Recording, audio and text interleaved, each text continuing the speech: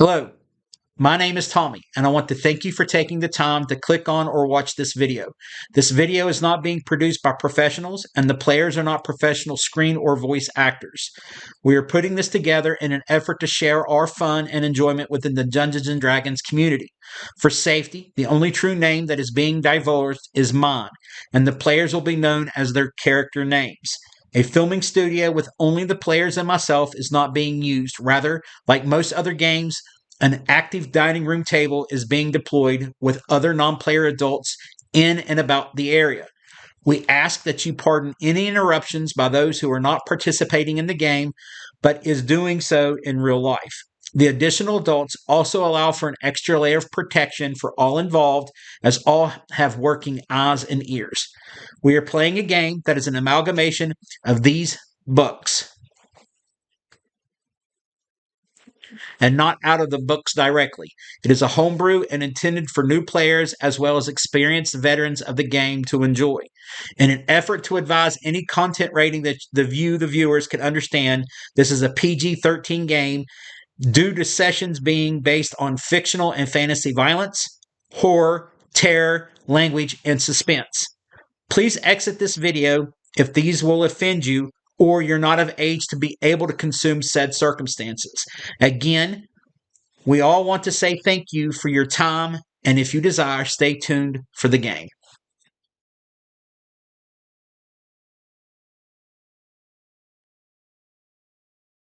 We now resume our regular scheduled program that is in progress.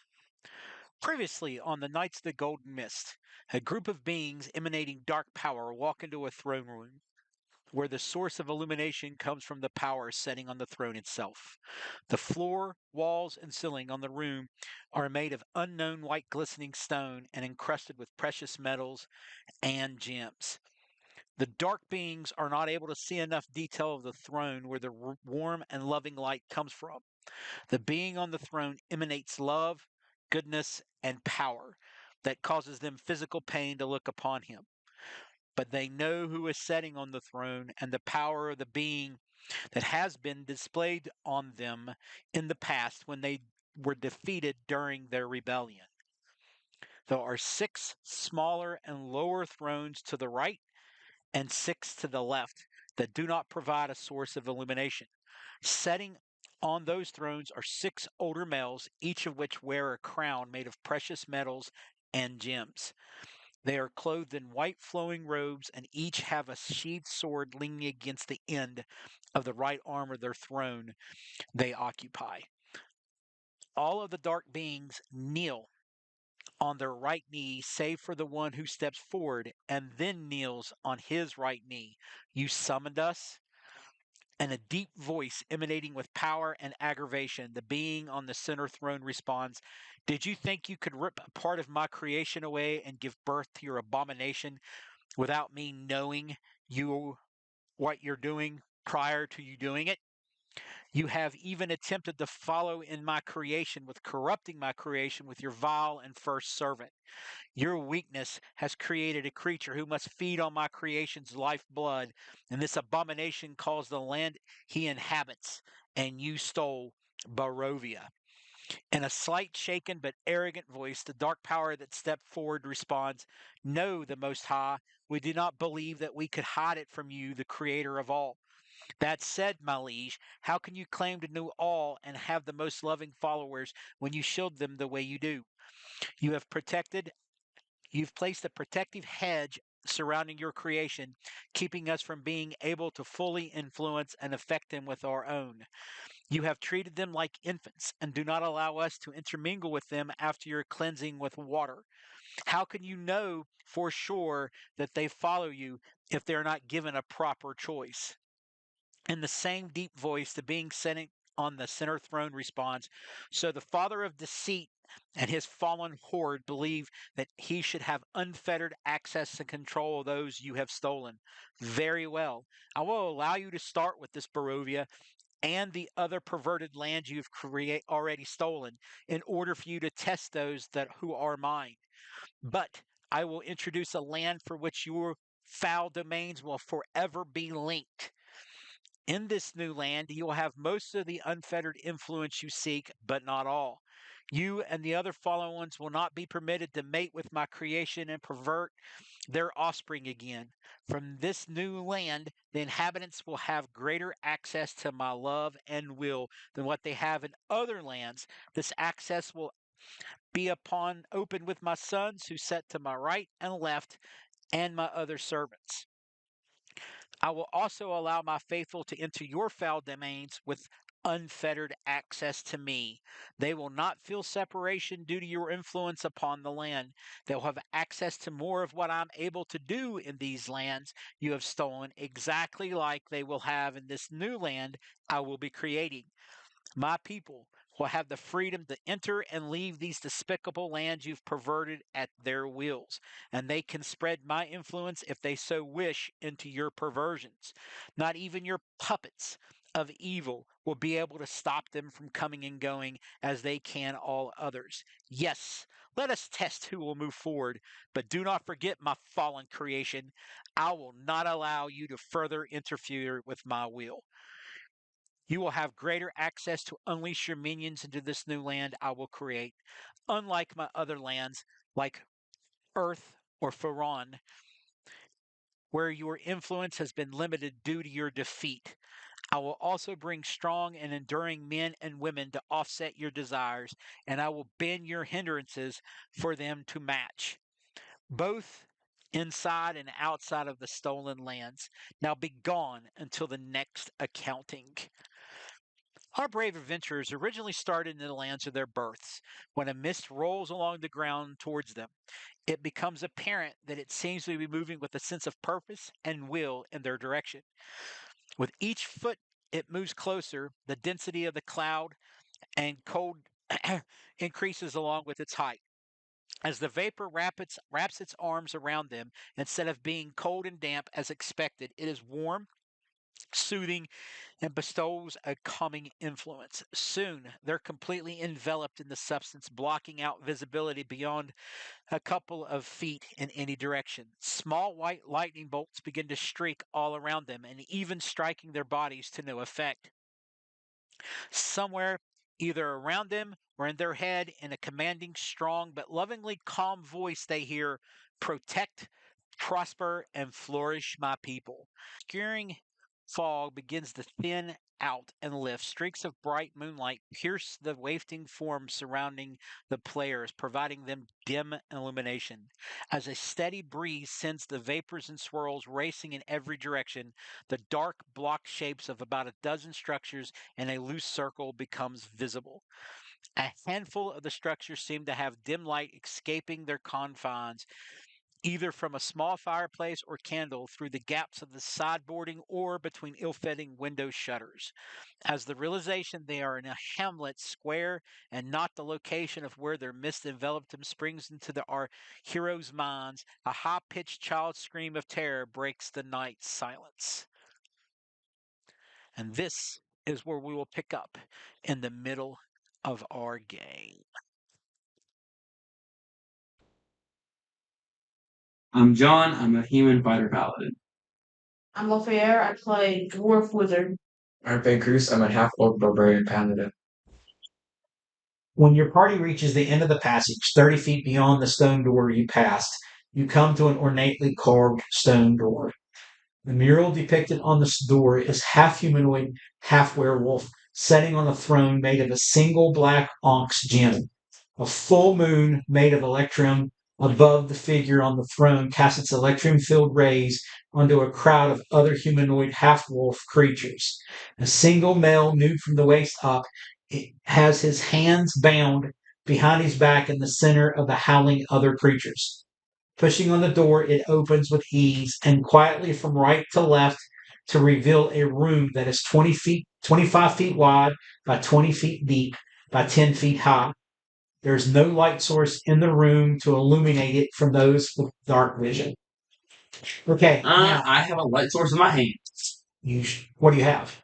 My Mesa Disruption. So you have a light source. Okay, so you can see. I know you can see because you've got dark vision. Do you have dark vision? Yeah, it's let me check. Yeah, I've dug bridges. So the only one that would need a light source is Me and Edmund. John and Edmund. Okay, so you've just finished the battle, clearing that room. So you've got a room with musical instruments to your left, a throne made of what actually looks like to be obsidian, black obsidian, and directly in front of you, and there's 4 carcasses of recently deceased creatures that you have removed from this world. What are you doing? And that's it? That you can see. Okay, I'm gonna go investigate the throne. Okay, so you go to the throne, you investigate it. What do you do? I'm gonna look around on it. I'm gonna like feel on it because why would there just be a tiny room without anything else? So I'm looking for like maybe like a switch or anything like that. Okay, make me a perception check. It's investigation check. Excuse me. I have Are you going to assist, I or are have, you going to roll? I have a plus 6 investigation, so I think I'll assist you with that. So you'll get advantage. Roll it twice. Take the higher number.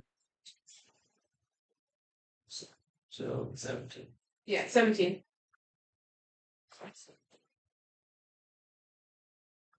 The block throne structure rises from the stone floor by 3 steps prior to the platform that the throne proper is resting on. The entire structure is 10 feet square and seems to be made of one piece of black glass. As you inspect the throne, you come across a button that is just under the back side of the right hand arm rest. Pressing the button, what do? Embrace myself. You brace yourself? Are you pressing the button or are you not pressing the button? I'm gonna press it. Okay, pressing the button. You hear a audible click come to you from behind you if you're facing towards the musical instruments. If you're facing towards the throne itself, to your right. The stone door that opens into the throne room, revealing a room that is 15 feet square with a 10 feet high ceiling.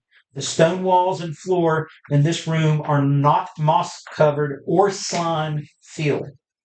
The illumination source that is brought into the room shines off 2 large open chests to the left full of coins and gems. A dusty suit of mail armor and longsword resting on a stone table. A full suit of plate armor holding the hilt of a great axe with the head down rests on a stand between the mail armor and chests of treasure.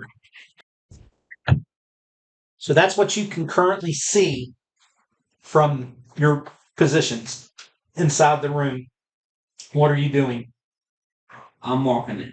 I'm walking in, and I'm gonna go straight to the great axe. All right, so let's roll initiative just to see who goes first. D20. 8. 19. Add your and remember to add your initiative on there. There should be an initiative box right next to your armor class and speed at the top. +2. So you'll have what was that one? 8. You'll have 10. I got 17. You got 17, you got 10. 19. So you go first, Lafayette.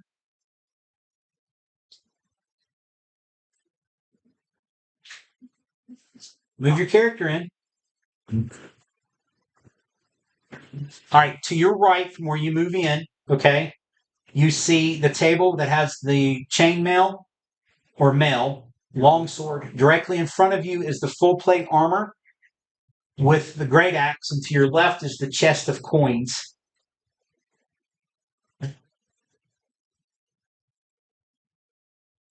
What are you doing? I'll look at the axe. You move forward and look at the axe. You're next. I'm gonna go to the chests.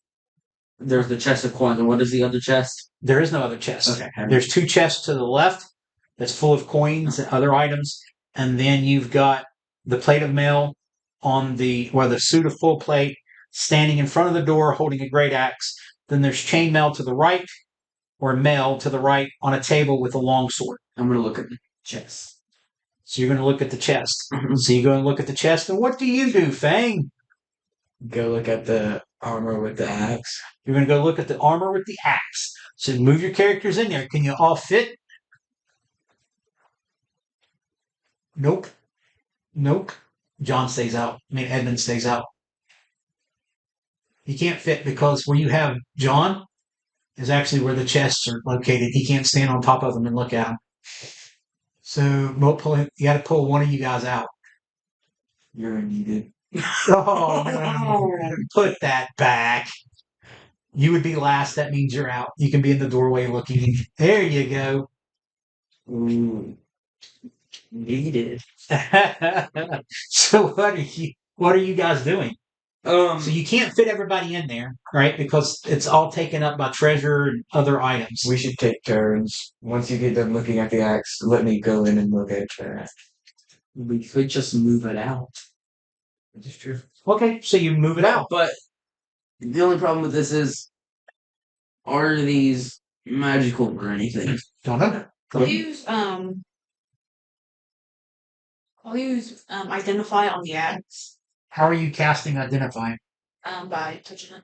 No, that's the process of how you casting it. Ritualistically, or are you going to use a spell slot? Okay, so you cast a spell slot. So mark a spell slot off. You would do a long rest.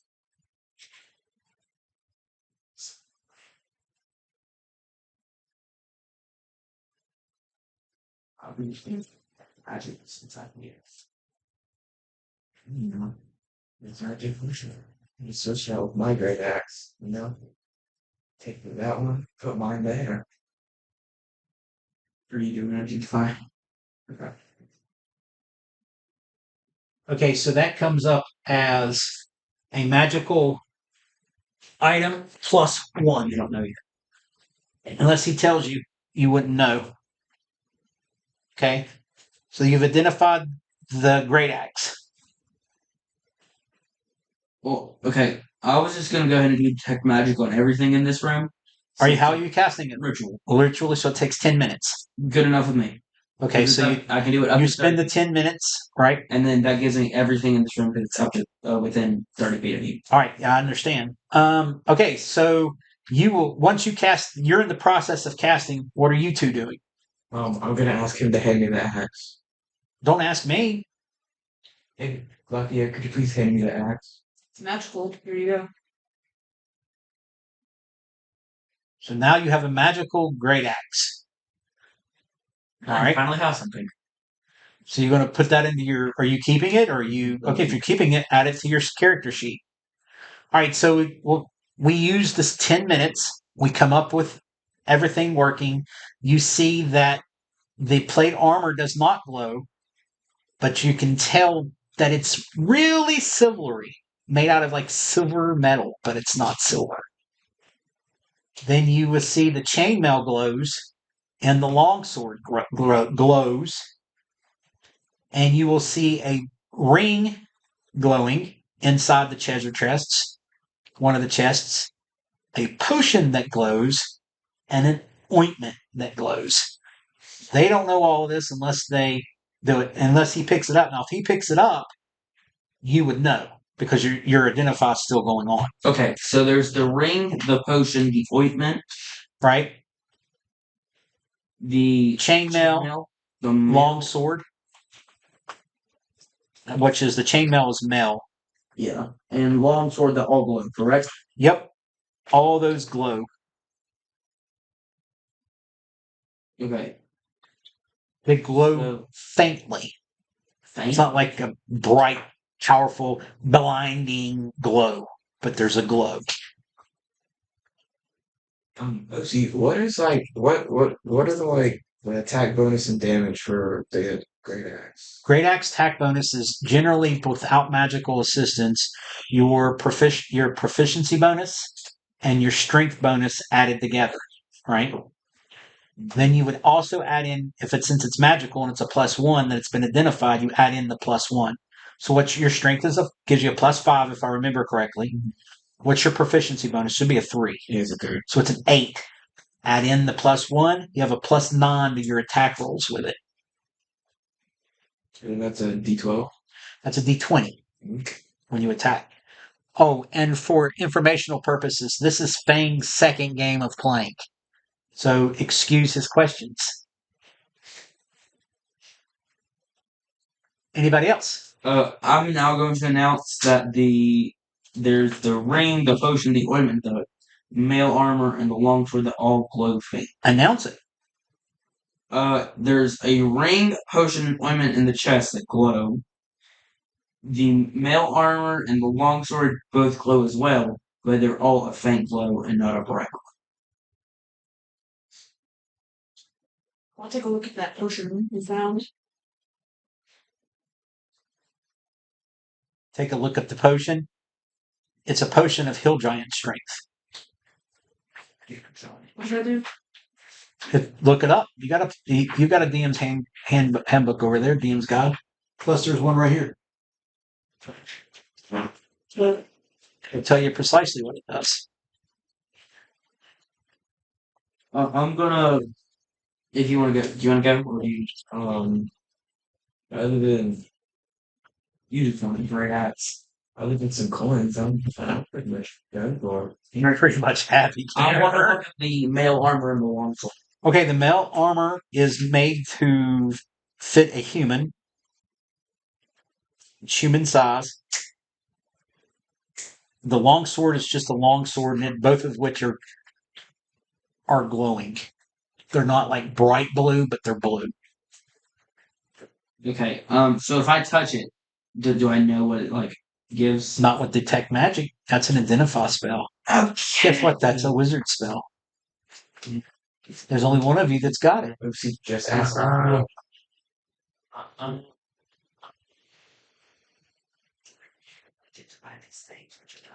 You can't be whispering across like that. Stay in character, please. Here,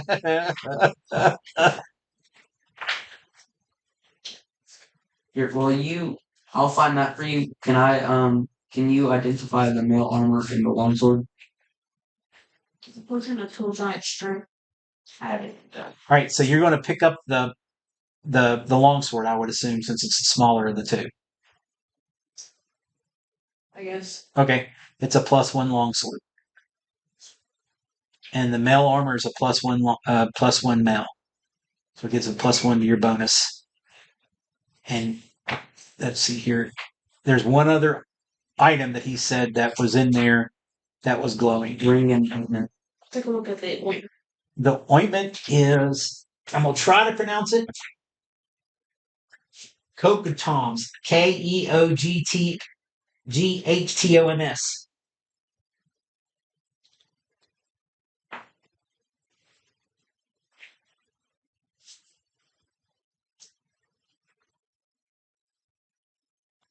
Ointment. How do you spell it? KEOGHTOM''S.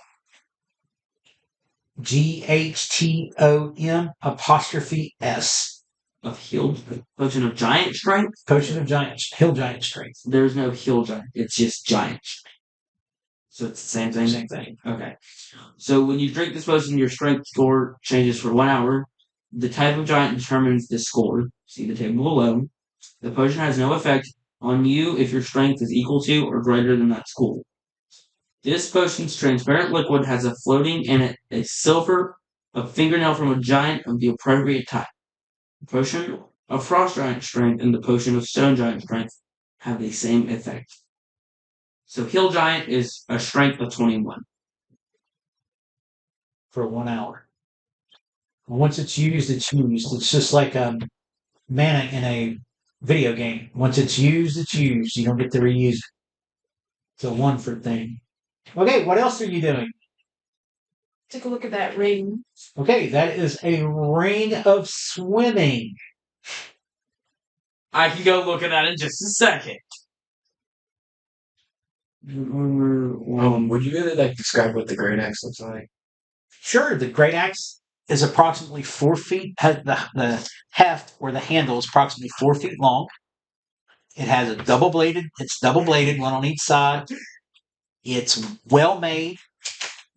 It's engraved or ornate with figurines of different animals and words. Huh? Might have to decipher those. Which just tells you that it's a plus one sword. A plus one battle great axe. Answer. There are 2 great axes. One of which you can that's magical. One of which is plain. But ring of swimming, you said? Ring of swimming. You have a swimming speed of 40 feet while wearing this ring. So do we look at the ointment? Yep. Okay. And you have the ointment, correct? Yeah. Okay. So you And still that's all the equipment. except for Did you look up what the ointment does? no, I didn't know what the ointment was called. It's Would the ointment be under magic items? Yep. oh, So I don't. Didn't you find magic items?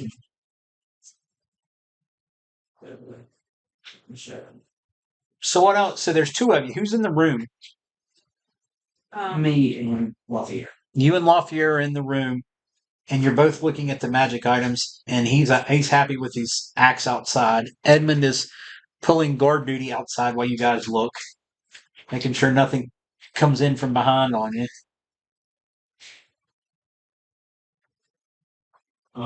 Is there anything else in the chest, or is it just gems and coins? Gems and coins, and looks like pieces of art. Of what? Art.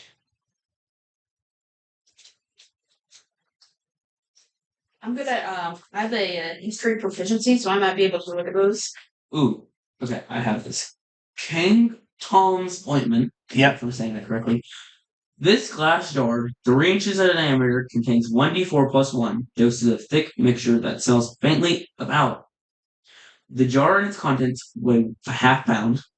As an action, 1 dose of the ointment can be swallowed or applied to the skin. The creature that receives it regains 2d8 plus 2 hit points. Roll me a d4. Can I finish reading this? Roll me a d4. 3.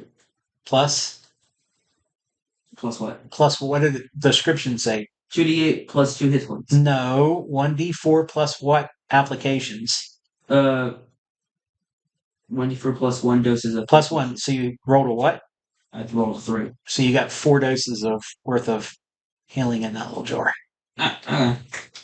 So it regains 2d8 plus 2 hit points and ceases to be poisoned, and is cured of any disease. But lycanthropy is not a disease, it's a curse. Well, not really in Lofier's case. He's got it under control. He's the only one I've known that never wolfed out and gets control over it. So how are we gonna split the coins in? You haven't even counted or pulled them out yet. They'll be divided by the group once I do taxes. What are you going to do with them? We're going to count them. I don't have to do taxes, remember? Our group has to do taxes. So you're going to okay, go ahead. Oh, we're going to argue here? Okay. So, since our group has to do taxes, what we find is a part of the group, so we put that as a tax, and then you get what we get after that. You don't have to do taxes, but our group has to do taxes, and then we have our individual taxes. Pretty much I'm just getting whatever is left after all the group stuff has been. All the group taxes are done. And then we divide everything evenly, and then the people of the group have to... So for me, whatever the even number is, whatever. Yes. Okay. You just don't have to do the second round of taxes. Okay. Okay, so what are you doing now? So we can count the coins. All right, so you find that the coins are in actual pouches. Pouches 1 through 6 contain copper coins, 600 worth. Okay. Pouch 7 through 13 contain silver coins, 8,000 silver pieces. Okay. Pouch 14 contains a gold bracelet worth 250 gold pieces. 240. 250. Contains a gold ring with bloodstone. Ring with Worth 250 gold pieces. 250. Okay.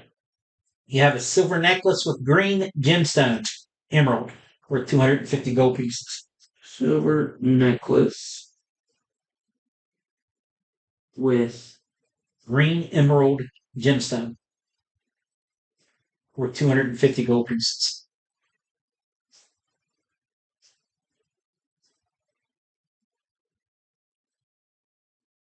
Tell me when you catch up. okay. You find a box of turquoise animal figurines.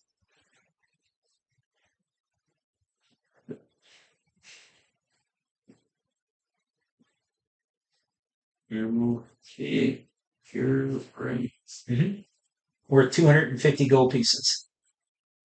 Each or all together? Altogether. Chest 2. Pouch 1 through 8. Okay. Gold coins. 1,800, 1,800 gold pieces. Okay. Pouch 9. Platinum pieces. 120 platinum pieces. Okay. Pouch 10 through 17. Silver coins. Okay. 8,000 silver coins. Silver pieces. Okay. Is that it? That's it. Alright, we have now counted them all. That takes to count them, to do all that, to inventory them, takes you about an hour. We all have bags of holding now, correct? Do you? We had got bags of holding earlier, let's see. I know I do. I know you had one to begin with.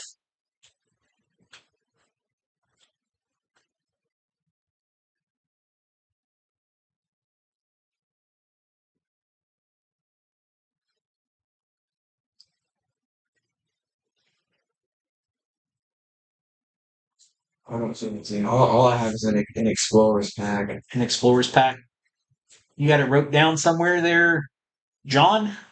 I swear we got like another bag. Yeah, we have 2 bags of holdings, You do. at least. I'll run through this and I'll see, but we'll put it in one of our bags of holding. All right, so that actually fills your bag of holding. We still have another one. Can I take a look at those art pieces? Sure. Look at them. Tell me what you're doing. What do they look like? Which ones? Because rings are classified as art pieces, figurines are classified as art pieces. What are you looking at?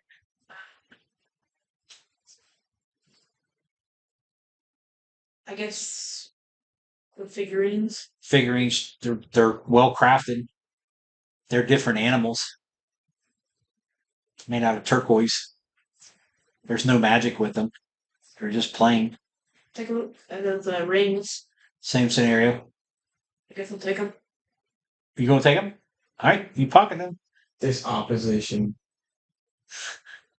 I wonder if that's gonna still. Pocket our rings. I I thought the rings were the ones that we were counting earlier. I wanted the gold bloodstone ring.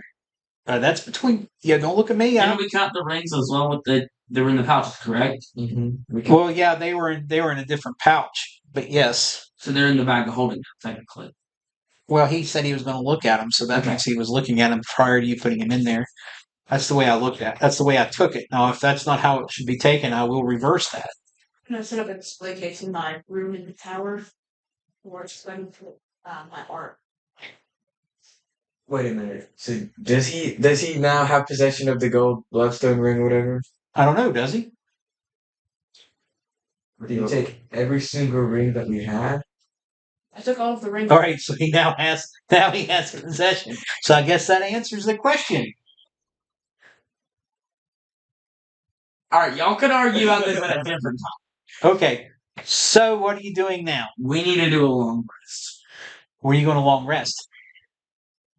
I say we go back to where we were before. Precisely where were you before? Where my follower is and the animals. So you're going to go to the Great Hall. Because I know that place is safe. All right, so you work your way back up through the tunnels. You go back through the by the Well of Souls. You go up through the door, and that's in the basement, and you enter into the kitchen of the tower. Okay, so you climb up the ladder immediately to the left of this door into the Great Hall. Are you closing the doors behind you? Yes. Are you leaving them unlocked, secured? What are you doing with We're it? secured. How are you securing them if they don't have latches? I don't have What's the one between I'll use Arcane Lock. you're casting Arcane Lock? Are you casting that? Does that have a ritual cast effect? Can that be casted ritualistically?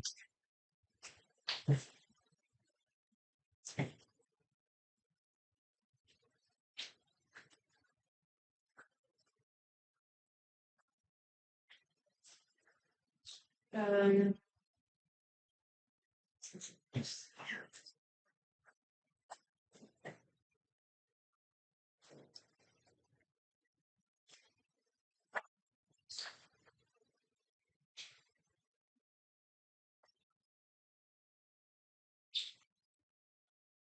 Realistically, we're going to count Arcane Lock as a ritualistic spell. You can cast it ritually, but it will take you 10 minutes.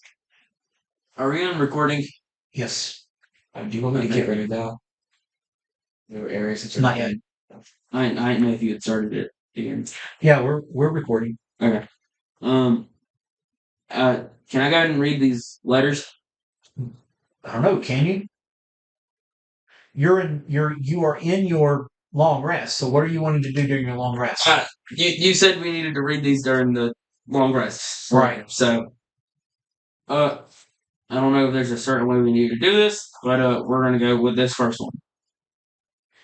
To the honorable, powerful, and wise Lady Empress, Boyar of Barovia, from your humble servant Felix Henniger Knight, and Master of Henniger Tower, greetings and salutations.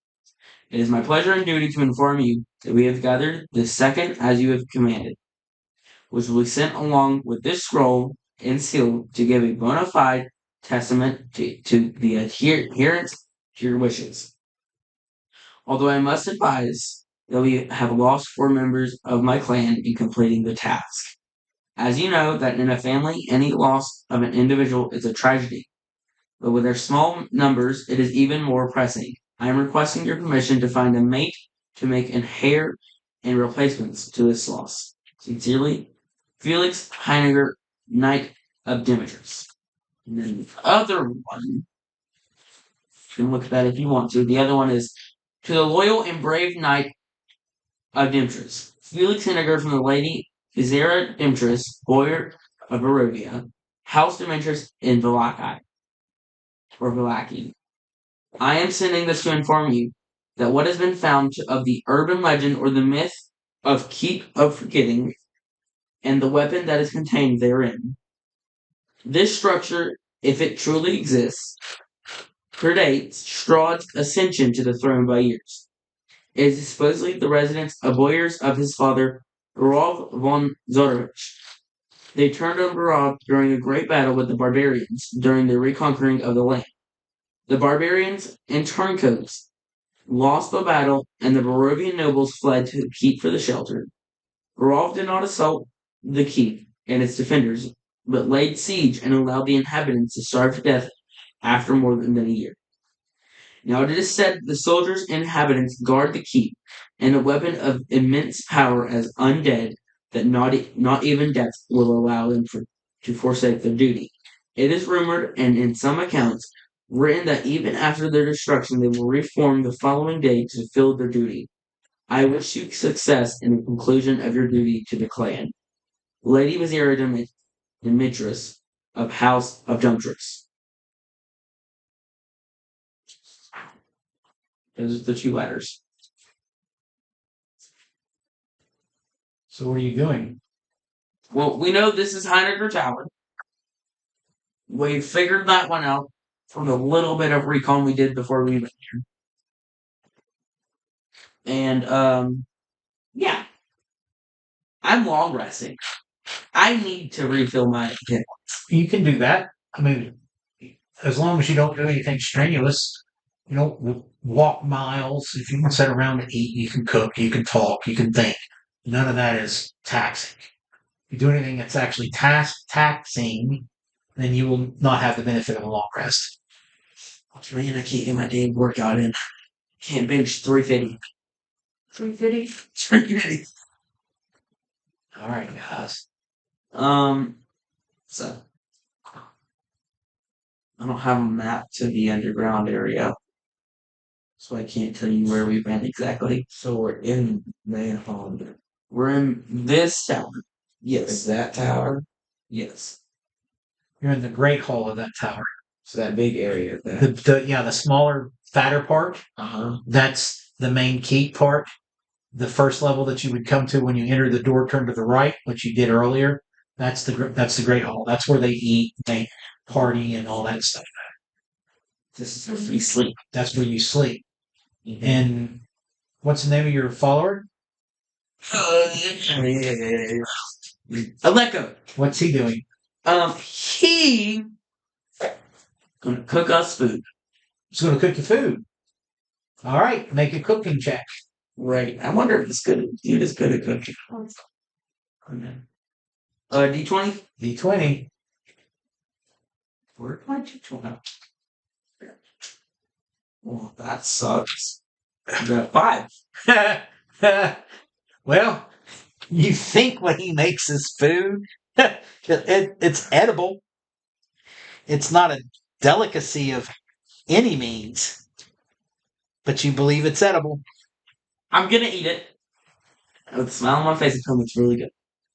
You're going to eat it with a smile on your face and telling me it's really good. But make a performance check. performance check. Yep.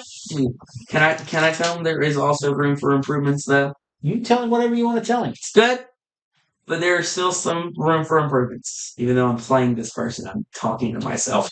You're talking to yourself, are you? All right. Performance check? Yep, performance check. What do I need to add to it? Yeah, look under performance on your skill sheet. Are you proficient in it? 17. Oh, he believes you. He believes you wholeheartedly. It's a good thing I could tell him there were room for improvements. I'm down gently. You let him down gently, did you? So what are the other two doing? What are you doing? Are you swapping out your spells? That's what I'm doing. All right, go ahead and get that taken care of before we go into the next round. I already chosen my spell before we began. Roger that. Go ahead and name them for the sake of the audience. My cantrips are Acid Splash, Chill Touch, Firebolt, and Poison Spray. My first levels are Catapult, Chromatic Orb, Identify, and Toxicity Slasher. My third levels are Knock, Agonizing Scorcher, and Arcane Lock. Third levels are Blink, Lightning Bolt, and Counterspell. And my 1/4 level is Dimension Door.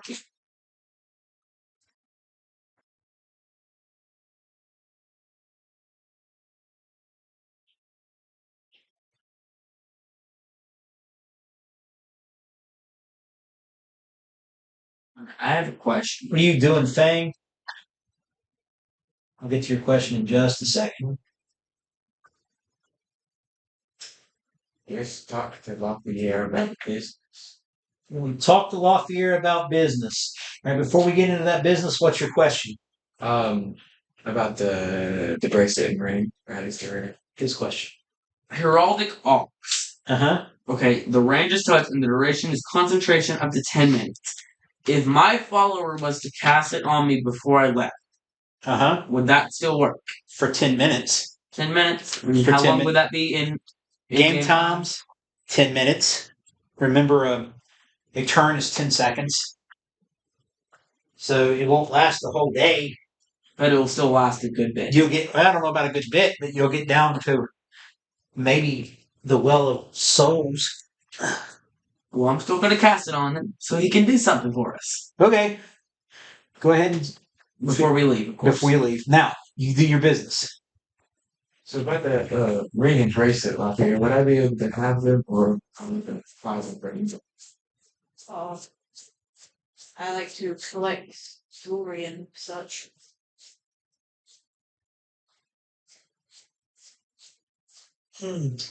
So minus the bracelet, what about your ring? My previous statement did not answer your question. I cannot answer your question.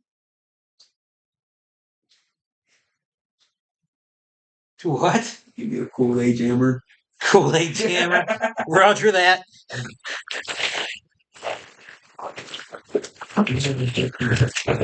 Pass this Kool-Aid jammer down to John, please. Thank you.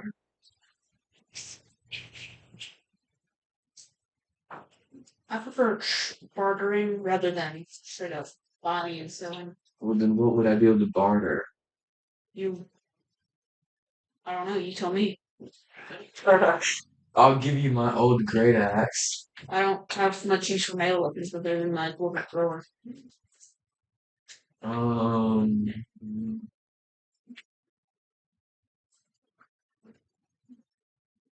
can't say that.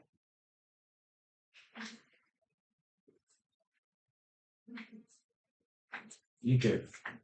We're done. We're done with that business talk. You're completing your business talk as you're thinking about it. Mm-hmm. Roger that. Big left back to show you might fall. Thank you. I'm not a part of this. So now, what are you doing? What's Aleko doing? Just kind of, me and him are just kind of having chats. What's happened? We're talking back and forth. Nothing really too serious. You're just talking, and he's trying to cook you dinner. Oh, getting ready for rest. Getting ready for rest. Roger that.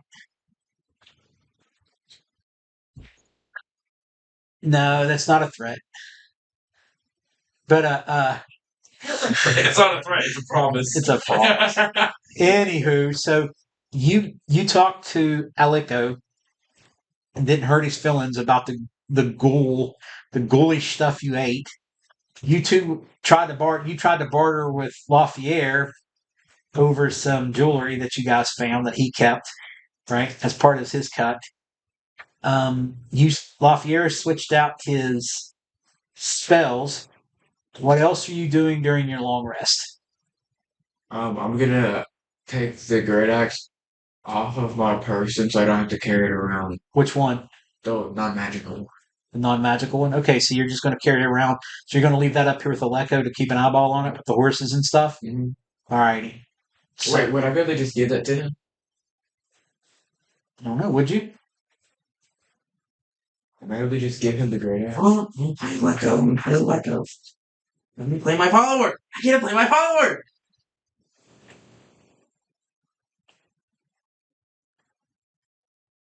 I'll design the flirt stuff once. I'm waiting. Oh, you're like, would I be able to give you my great axe? How big is it?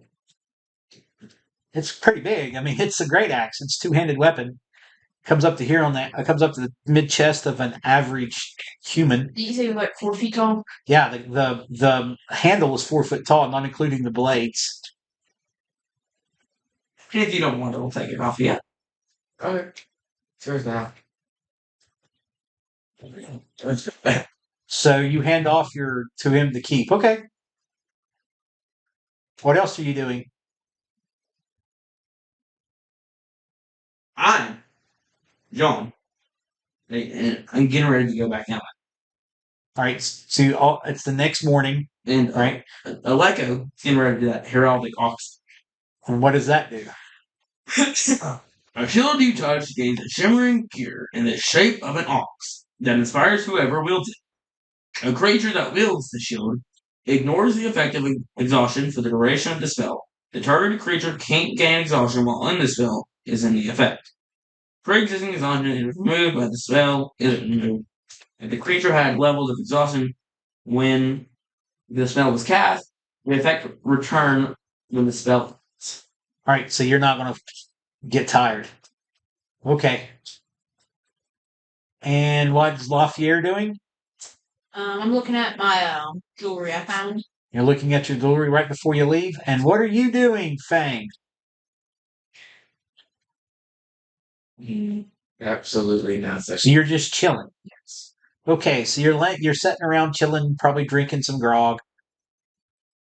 Not right before you leave.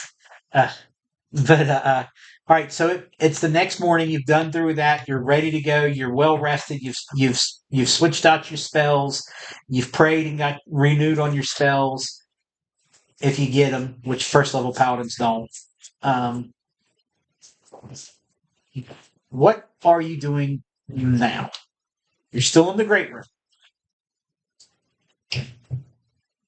Oh, that goes. Cast that thing. I guess we're heading down now. All right. So you're heading down. Who's going to put me in marching order?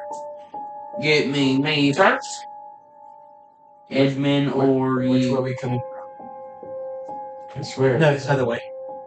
Yep. Edmund or you next. I don't care which one. Either y'all can do it technically. And So you're bebopping down the steps. Okay. what's the character out there earlier? I don't know. Was there? Did you write it down in your journal?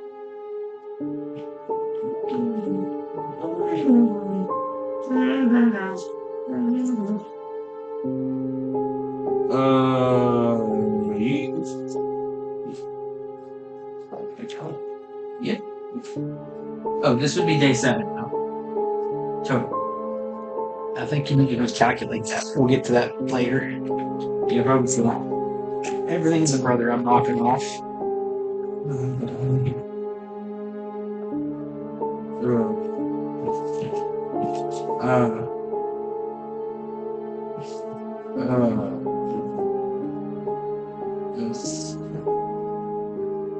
So you don't remember if there's a Nope. So we're going down very carefully looking for traps. You're very carefully looking for traps. That means you're looking where? On the floor, on the ceiling, on the sides? Everywhere. So you're looking for mechanical and magical traps, correct? Yes. Where did that It's into the dishwasher. Oh. Forgot the name of it, didn't you? Yeah. Okay, so all of you need to make a dexterity save.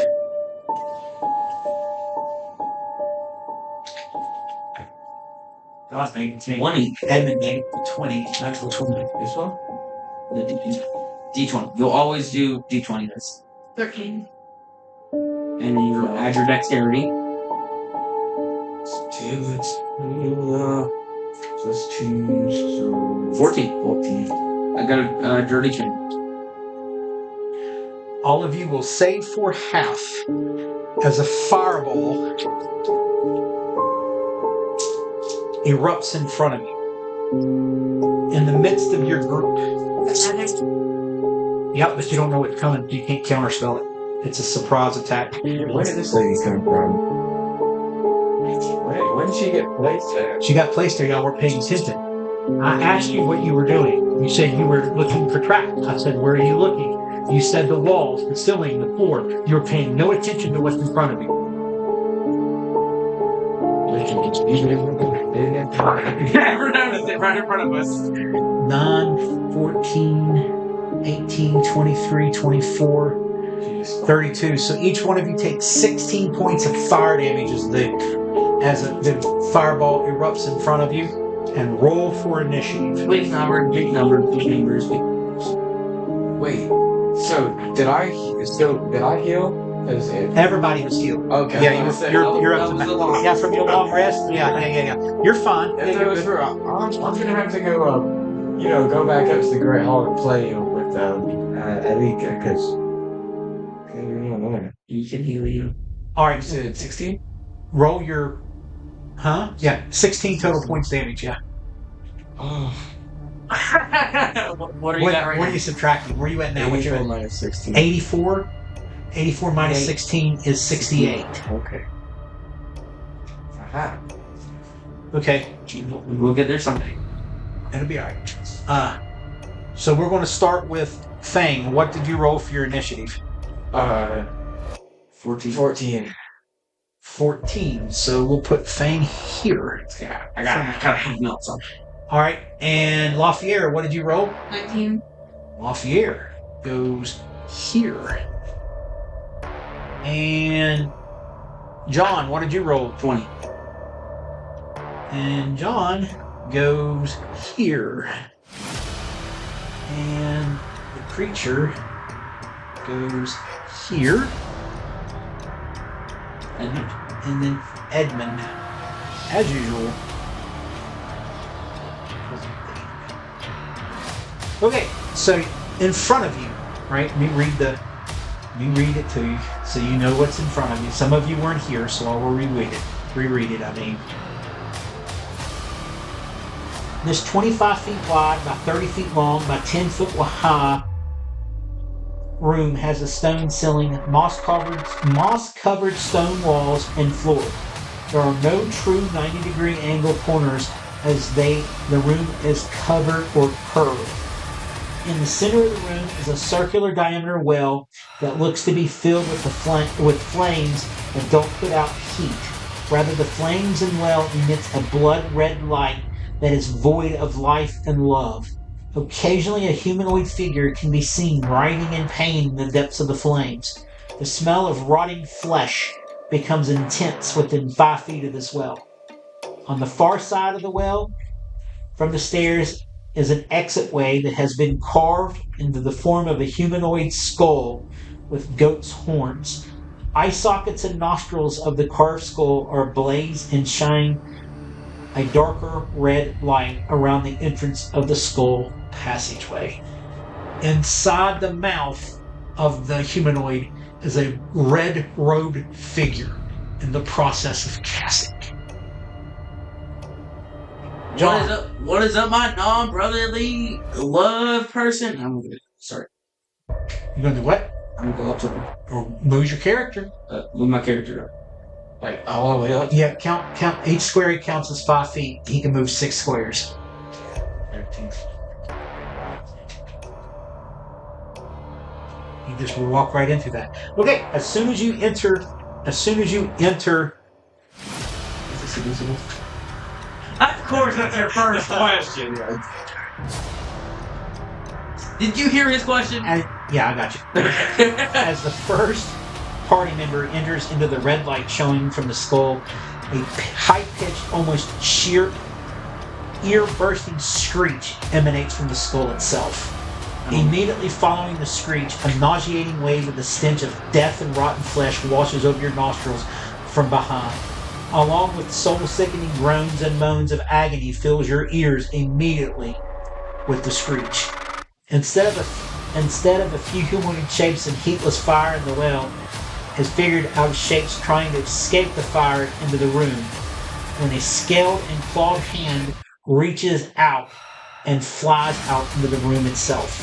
The first hand is quickly followed by the second. Both hands flex their strength and pulls a scaled winged body out with it into the room. The fanged head turns and looks your way with its amber red eyes and fangs hanging out of its mouth as it smiles at you. Bring it! Bring it! Like that. Bring it! And it is here. It lands here. Well, we just divided the party. Bring it! Versus 30 feet. bring it into Lafayette, you're good. Wait, I don't get an attack at all? Oh yeah, you're good. I'm sorry. Oh yeah! You're right. My error. Is this undead or fiend? In front of you? Yes. Don't know, do you? I don't. So I'm gonna use the Wrath of the Most High flip. Okay. Actually, I can know. I have Divine Sense as an action detect. As an action, so if you use Divine Sense, you won't be able to attack. Give me my Divine Sense and I'm action surging. Okay. What is it? You feel evil behind you within 60 feet. Is it a celestial fiend or undead? Nope. In front of me? Nothing? Yeah, nothing. It's just nothing. It's now what's behind you is so glaringly evil. You can't tell or differentiate between the creature that's in the room, the well, anything else behind you. It is almost enough to knock you unconscious in power. So Satan just came out of the well. Don't know. You can't differentiate. You can't tell between the two. You can't tell if it's the creature that popped up behind him, or if it's the well, or if it's a combination of the both. But it is overwhelming. It is almost painful for you as it dings and screams in your ears. I would like to not action. You're not going to action surge? You take it back? All right, I'll let you mulligan it. Take it back. So I'm mulligan. Okay, I'm just gonna sit here for now. You're just going to stand there. So that takes your turn. All right. Now it is Lafayette's turn. What are you doing?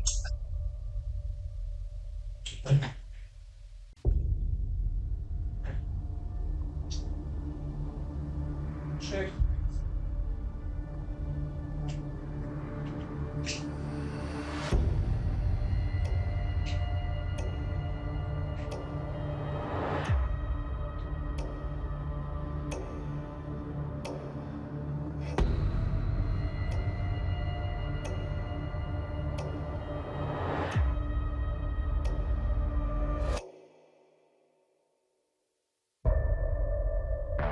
If I use Fireball right here, who would it hit? It's a 20-foot radius. So it'd be 20-foot radius, 40-foot diameter, right? Radius is half of diameter. And where are you going to place it? So it'd go 5, 10, 15, 20. We cover the whole room, right? Because this is only 5, 10, 15, 20, 25, 30, right? And then 10 feet into the hallways. So if you put it here and go up to here, and fill the entire room, because it's just a big round ball. You can fireball? Probably I'll be okay. since I'm hitting like all. So you're casting fireball? Since I'm hitting like all of my teammates, it'd be better if I just use lightning bolt since it would hit like both him and her. Okay. So you're using lightning bolt? Yeah. Counterspell. Hey, can I counterspell that? Yes. That takes your reaction, though, so you won't be able to make another reaction. Like it's like if you would get an attack of opportunity on somebody, that's a reaction. But your counterspell, you can do it. You can counterspell a counterspell. All right. Can they counterspell a counterspell? No. Okay. The argument is you can do that back and forth, but that just destroys gameplay. So I'm ruling that it doesn't work. All right. And then let me go ahead and start this other camera. So you're going to counterspell his counterspell, therefore letting yours pass. All right, so they need to make. What's your save DC? 14. The first one passes. They pass. The big one, they both pass.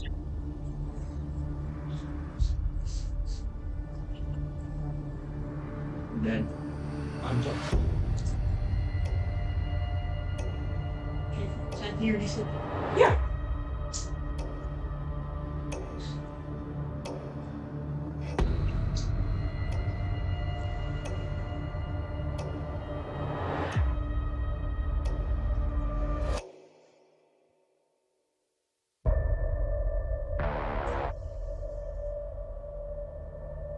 $16. 16 total. So they both take 8 points of damage. You get a piece of paper.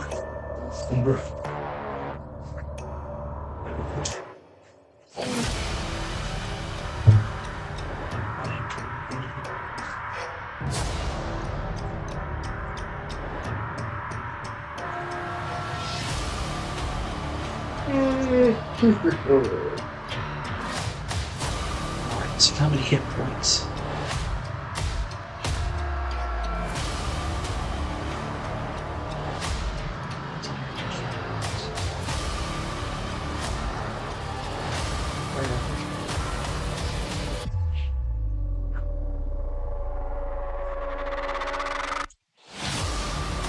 Alright, so it is the monster's turn.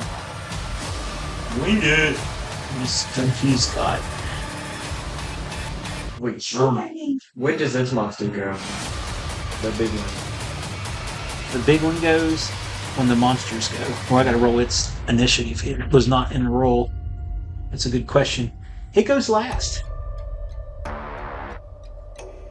Shrine. All right, so so you counterspelled his counterspell, so that takes another one of his third level slots. So let's see. So technically, What's your AC? Fang?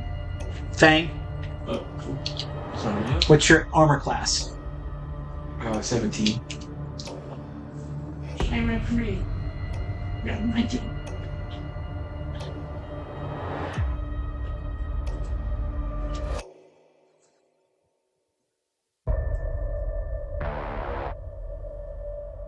Oh, and don't forget, Lafayette, you have a wand of lightning bolts from the previous encounter. So you might want to come over and get the magic items and find it.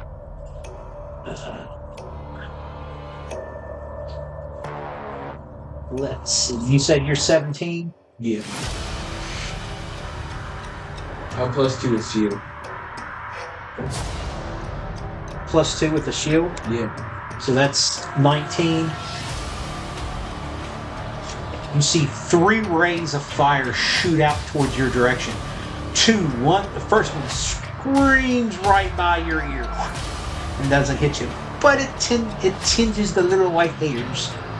The second one screams right by the other side and barely misses you, and the third one nails you square in the chest. And does 10 points of fire damage. Dang. Dude, I get like a regular chicken cheese sometimes. You're welcome. So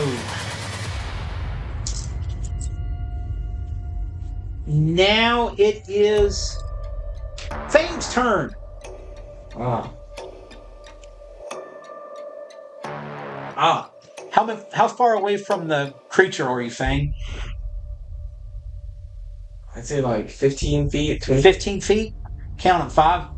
Yeah, 5, 10, and then That's all the same. So this is 1. He's 10 foot big. So 5, 10, 15. So you need to make a DC. You need to make a Constitution save. C20. You have just infectious spores all around you. It's breathing in you're going through your lungs and air. It's emanating from this creature. It's a cloud, like a vapor, but it's... And then add your Constitution. 18. I mean, you're perfectly fine. They don't bother you.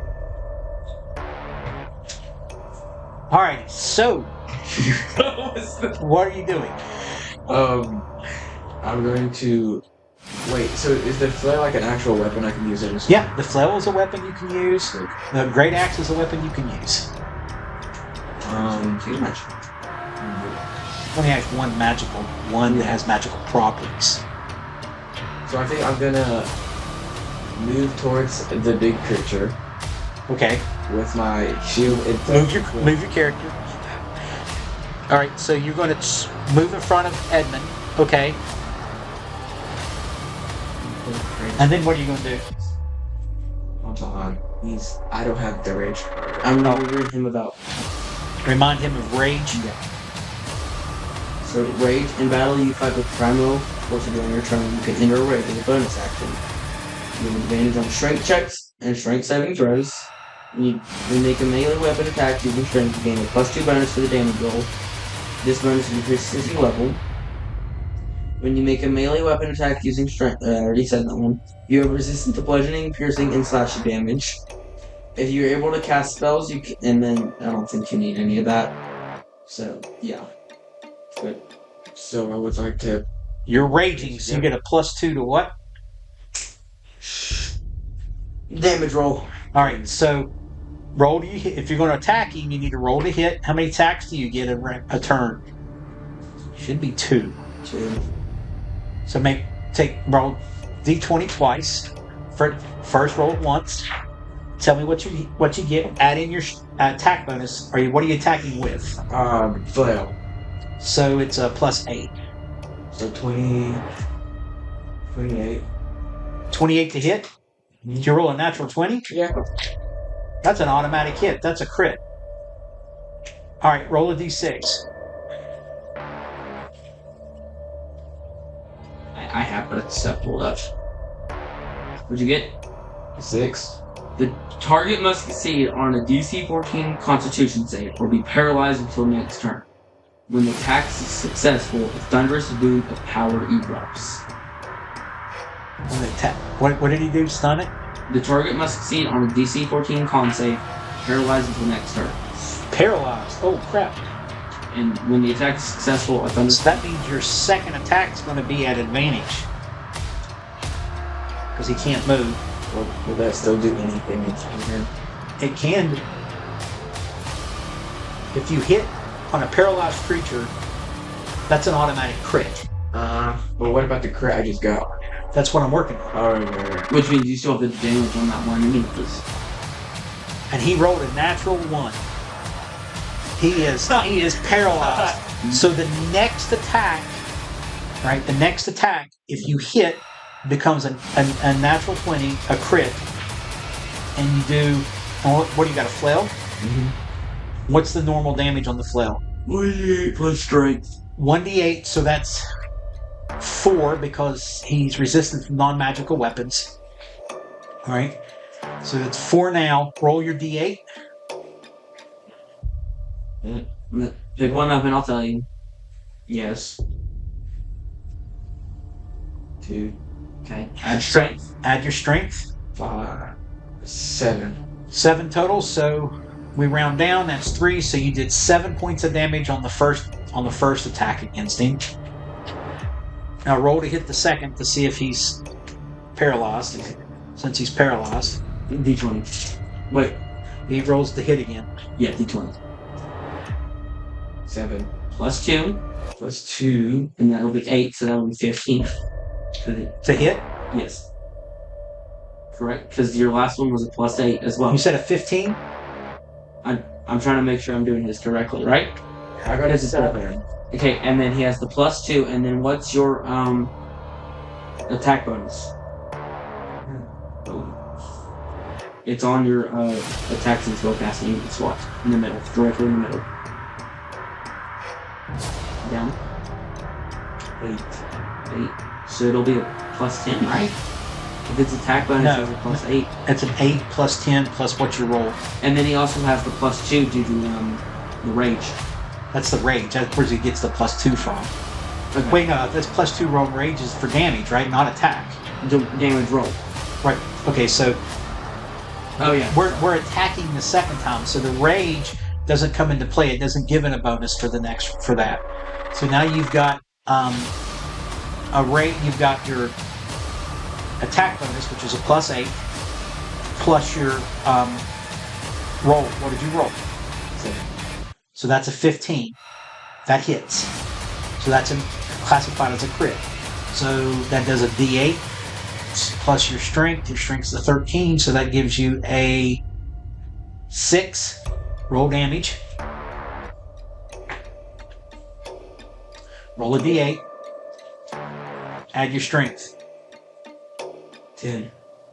Did you add your strength into it? Mm-hmm. Okay, so it's 10. Did you have plus 2? Oh, yeah, that's 5. So that does 11 extra points of damage on him.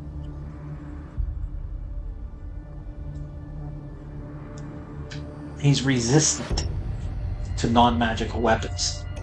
Okay. Just a word of a tip and advice. Edmund. Move Edmund up past you and to the right of the creature. That's Luthier. Oh. Edmund's got the armor. There you go. Alright, so that's where Edmund goes. He makes 2 attacks with his short sword, hits the first one, misses the second one, and does damage. Alrighty. Monster's turn. So it's paralyzed at the beginning of its next turn? Until next turn. Until next turn. So it's its next turn, right? So now it's not paralyzed. So now it attacks. And roll me a d6 and call high or low and tell me what you get. Remember, it looks like this. That was into strike fear. I'll go 5. 5? Okay. So, count me out 20 feet from that creature in all directions. So it gets Lafayette. What's the other way? 5, 10, 15, 20. So it doesn't get John. It gets Edmund. It gets Edmund, but it doesn't get John, right? So the 3 here, which is Lafayette, Fang, and Edmund, need to make a Constitution save. Each one. Edmund made it. Add your Constitution. So you get a natural 20. You get a natural 1. Add your Constitution. Plus 3. And a 4. Okay. It emits a screech, right? A screech. Like you know how like a eagle screeches, right? Did you roll your Constitution save? I got a 30-20. Well, you're good. You may. I'm not good. So you're stunned until the beginning of the rock's next turn, right? And stunned does a stunned creature is incapacitated. See the condition, can't move, and can speak only faltering. The creature's automatic fails strength and dexterity saving throws. Attack rolls against the creature have advantage. And incapacitated. Where's it located? Incapacitated. An incapacitated creature can't take actions, bonus actions, or reactions. You can't move. You can't do squat. You're stuck. You're basically a punching bag. Let's see. And you rolled a 5 when I asked you to roll high. Yeah. It was already attacking you anyway.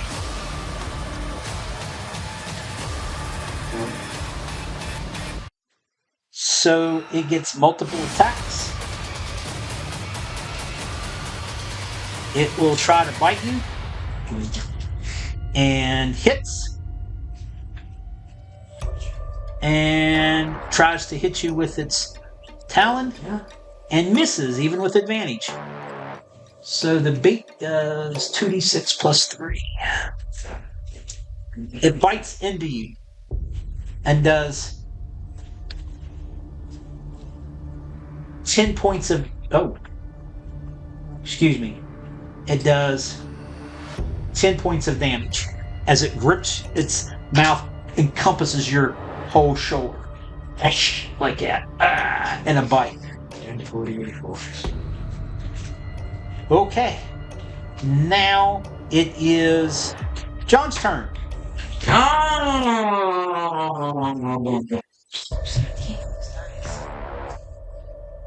There's one right here and one right here.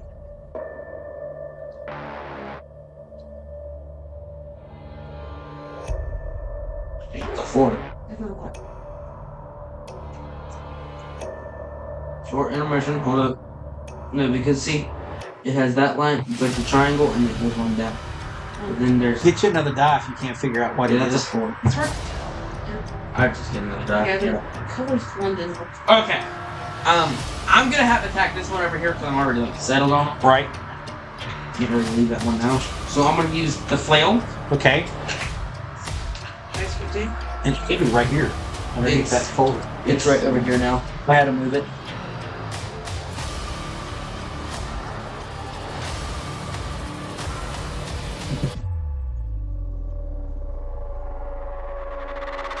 And you drink the Kool-Aid. Fair enough. 26. That hits. Okay. So, do you want me to do my D6 first? D6 first. Yeah, 5. The target must succeed on a DC 14 con save. What is your advice? He makes it. Okay, of course. That's just my luck. I got a 9 for strength. I mean, for my damage roll. 9 plus your strength. That's what I got there. All total. All right, you hit him. It is Lafayette's turn now. Don't forget, did you find that wand of wand of lightning bolts? Oh, for it. When we go I'm paralyzed anyway. I'll look for it. You ain't got it. You're not paralyzed once it becomes its turn again. Which is here. You've been before it. So Yeah, I know that. You're stuck. You can't move. I'm still paralyzed. It should be right there. One to your left.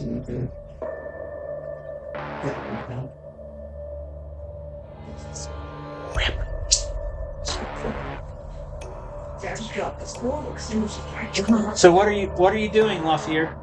Transform. Well, transform? Yeah. What do you want to transform? Oh, I forgot. You can transform. I have a werewolf figurine we could switch out for you. I think I probably have one too. Then these guys have not seen you, does not know it because you have not said it. Everybody here, make a save. Roll me a 20-sided. I ain't even gonna see him. Well, no, that's legit. That's behind you. Make it, and you're paralyzed, but you So still. do I still need to do mine, or Yeah, because the minute you see him, you're gonna walk the hell out. we're at an 18 without adding anything? Oh wait, did I pick up the wrong dice? Like 20, right? Yeah. Here you go. Hand that to him. I got I think a 6. All right. So you are now frightened of Lafayette. That means you can't attack him. You try to get away from him as long as you can see. What is he? What am I looking for? What, lightning? Wand of lightning bolts. Okay, so now you've transformed. Did you switch your character out? Okay, so you transformed. That's an act. That's a bonus action. Now what are you doing? I'm gonna claw at the big guy. So you're gonna move forward. You're gonna go to the left side of him.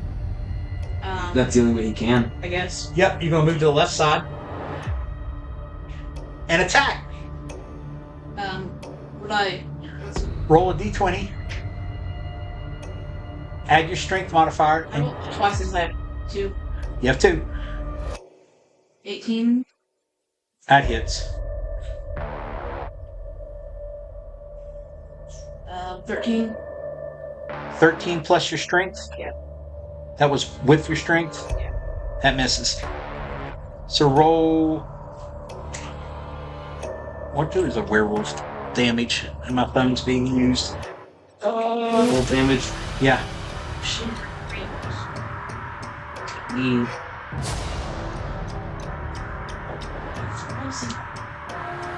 Let's see. Claws. Yep. Melee weapon attack plus 4 to hit. Reach 5 foot 1 creature. 2d4 plus 2 slashing damage. Do 2d4 plus 2 slashing damage.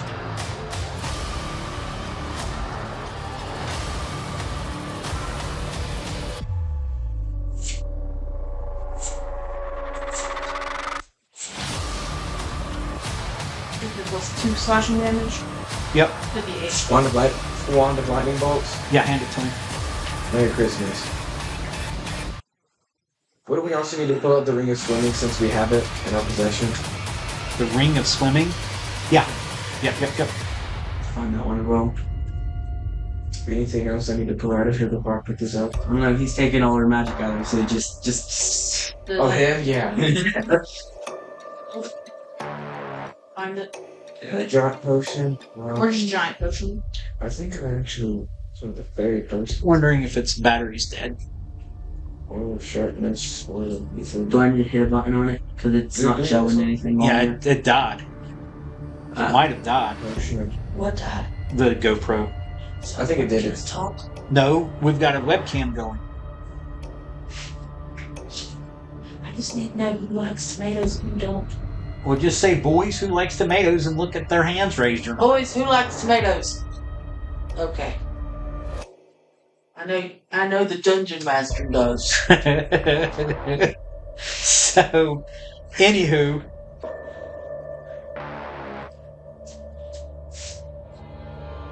you attacked it. You hit once, so roll your 2d4 plus your strength. I already did. It was 8. 8 points. Wait, I didn't have my strength. Right. So, plus my strength would be 10. 10 points total. All right. Boys, who likes onions? Just us? Okay. I like onion rings. Not hamburgers.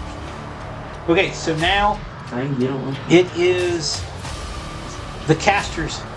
You're within melee range of the caster, correct? Yep. All right. So Bring it to me. he casts.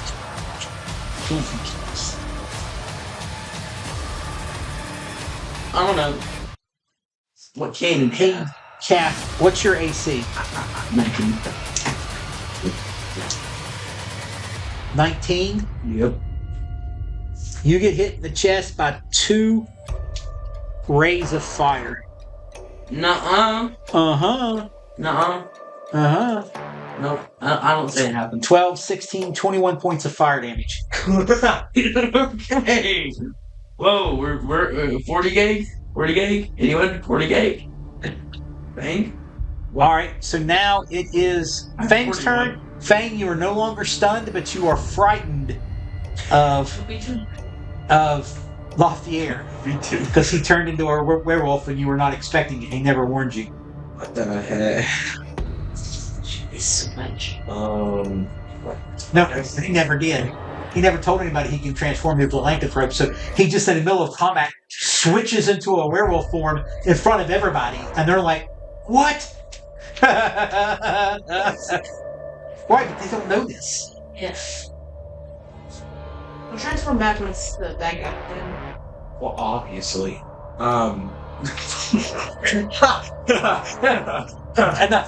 Enough. Fang, what are you doing? I guess I'm just gonna attack the big spook. Okay, so you're attacking the big spooky dude. Attack the big spooky dude. It looks like a bird, although on that it has 4 arms. I don't have that particular figure with me. What the? What did he roll? A 2. That misses. Roll Two again. attacks. Oh, I did. Yeah, roll again. 11. Total. Plus your 8, 19. Oh, plus my 8, 19. That hits. Oh. Roll your 1d or roll a d6. Tell me what you roll. 5. 5 means what? That's the con DC 14 con save compared to us. He makes it. Oh, what the skizzy? Put it in the glass. It's glass. It might pop. Okay, so it's not stunned. Roll your 1d plus your 1d8 plus your strength. You mean put it like this? No, I would put it in the sink. Let's do I was it. gonna say not on the counter because it's glass. It can break. 7. That's what I was doing. 7 points total. Alrighty.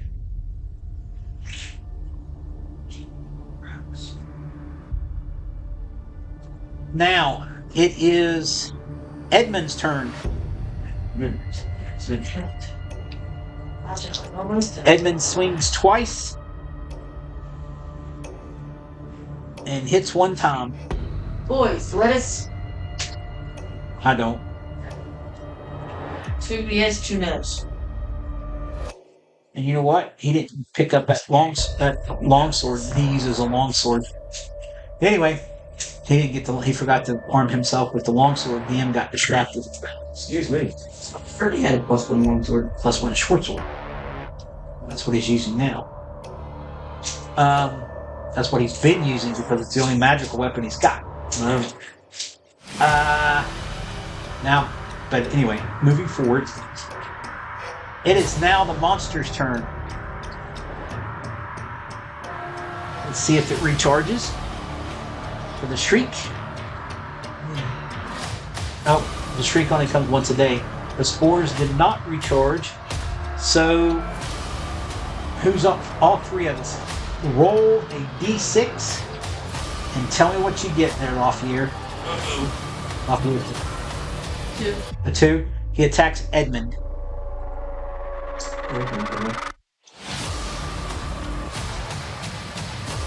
Oh, and he hits both times. I don't know why that's so fun. I don't get it. You get it. Turn to the DM. Cloak of invisibility, but there's nothing on it. It's invisible.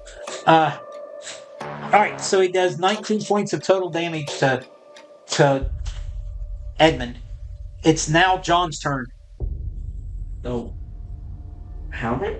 19 total points and two melee hits against Edmund. So if I walk out of range of this one, they get an attack of opportunity. If you move out of melee range with him, he gets an attack of opportunity. Oh, looks like we're still fighting it. That's all I can really do. Y'all got that every day, right? Yeah. Yeah. Okay. I mean, I'm like almost the same size as him. Well, this is good. I'm gonna swing again with the flail.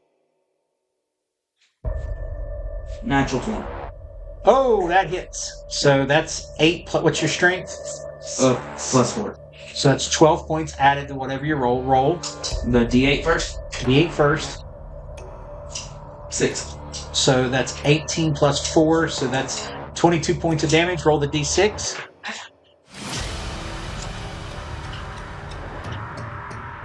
And a 4. Target must make a DC 14 Wisdom save. On a failed save, the target is stunned for 1 turn. He passes.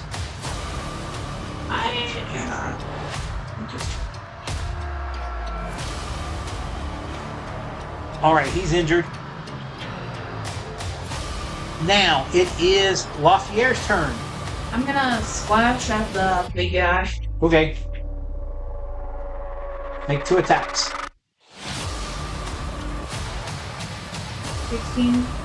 That hits. That's 16 total. Yeah. That hits. That's not what it. Roll your damage. What's the damage? 2d4 plus 2. Amen. It's still gonna hit. 2. Plus 4. 4 total. Alright. He's hurt. Well, right. Okay. You can bite Alright, so it's the monster's turn. But if you bite him, you get the thing.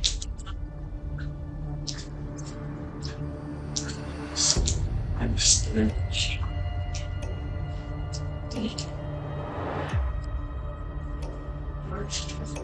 What's your AC, John? Never mind, he missed. As a ray that as it zips by you feels cold and hits the wall behind you. Oh, that's not good. Okay, so now it is Fang's turn. You get to act now. Yay! I'm gonna switch to my great axe Okay. and rage. It helps. How close is he to them? He looks hurt, but he's not anywhere near bloody. I just chop off No. No? It's a large creature. I will say no. I guess I'm just gonna swing it at him. We'll swing twice at him.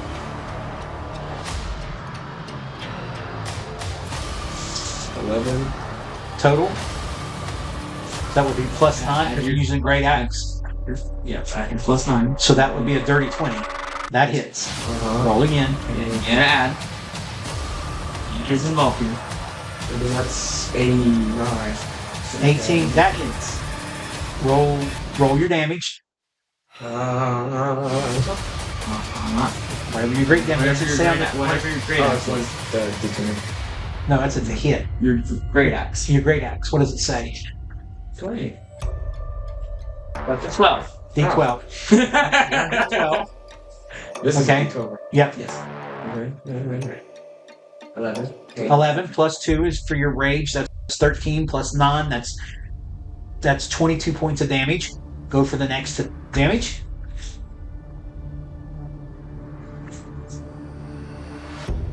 Eight plus 9, 17 plus 2 is 19. That takes it to 41 points of damage. that'd be enough to kill me. He is bloodied. That is exactly enough to take me to 0 hit That is points. exactly Don't ever get any ideas. Alright, so I'll see you coming from a mile it is away. now Edmund's turn. Edmund rolls his attacks and hits once.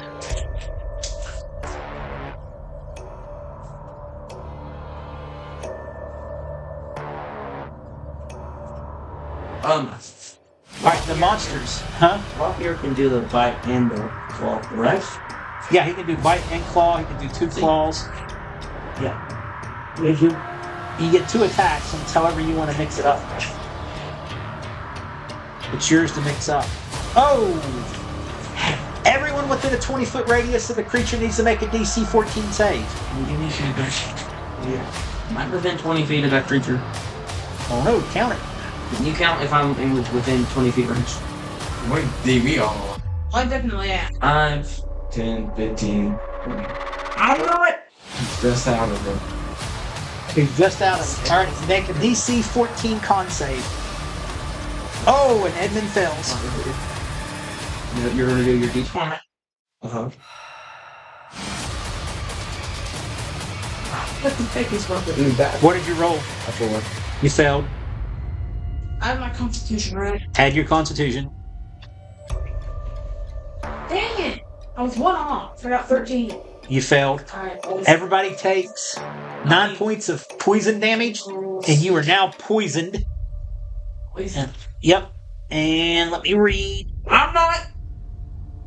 Let me find it on here so you know what's happening. Poison. Poison creature has disadvantage on attack rolls and ability checks.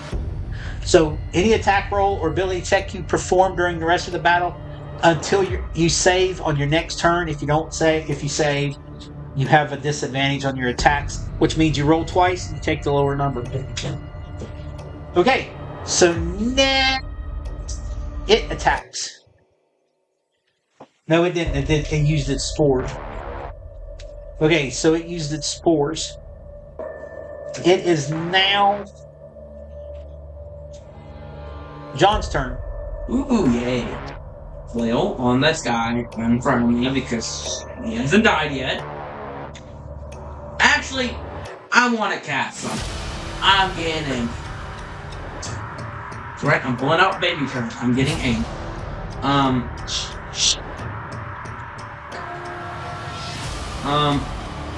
So guys, I would pray for this just in about a few more minutes. I want to use. I have a lot of slots.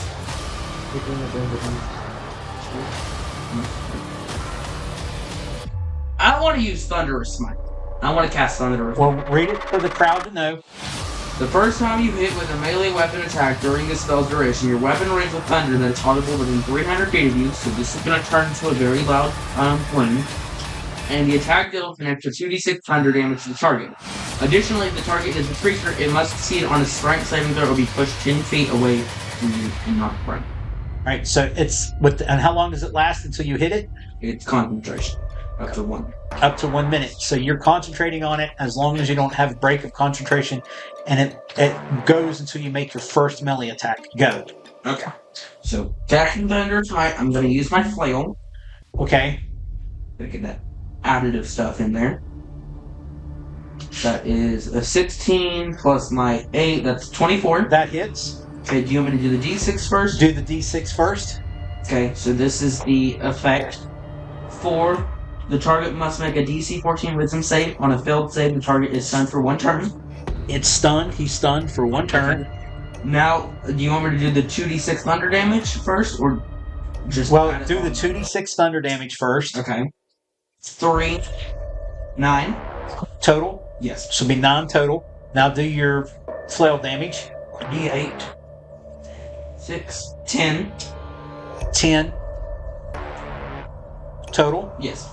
So that'd be 19. Right? Mm-hmm. Did you add in your strength? Yeah. Okay, so it'll be 19 total. And he gets pushed back 10 feet and must make a strength save. Let's see it on strength saving throw. Be pushed 10 feet. What's the DC? I have no idea. I'm gonna say 14. Just strength. Oh, it'd be my spell save DC, correct? Yeah, 13. 13. And it fails, so he goes back and he's on the ground. Move him back 10 feet, which would be down. He only goes back 5. He hits the wall with a thud. The sudden stop. He takes an additional 5 points, so he takes 24 points of damage from that attack, and he's prone on the ground. Just some of that. Okay, so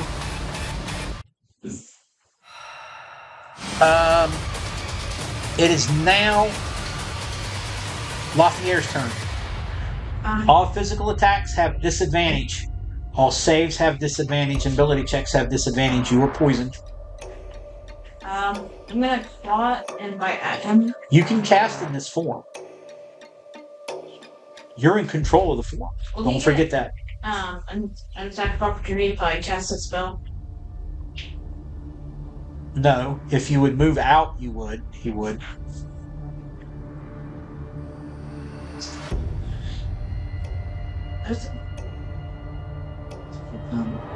Quick question. When I hit him, was he injured or anything? He's bloody. I'm doing something. After you hit him, he's laying. Well, he's prone there. He's hurt.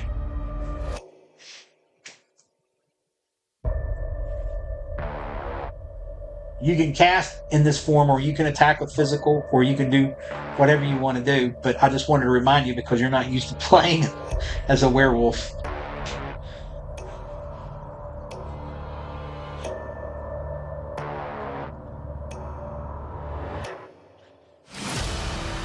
Am I able to cast a spell and then bite him? No, that's 2 attacks. That said, you could do a bonus action spell, like you can cast Misty Step, move 30 feet, and then attack as a bite. That's a melee. Or you can cast Misty Step, move 30 feet, and cast a cantrip. That will count. But you can't cast like Fireball and then bite.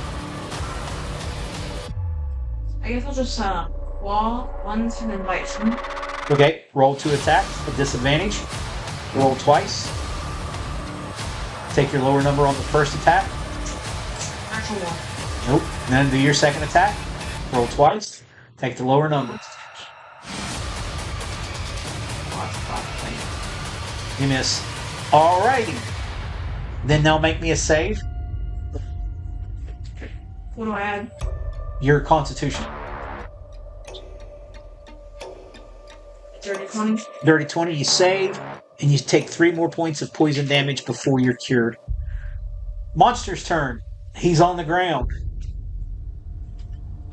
Everyone that's straight in front of that door, so that would be Fang,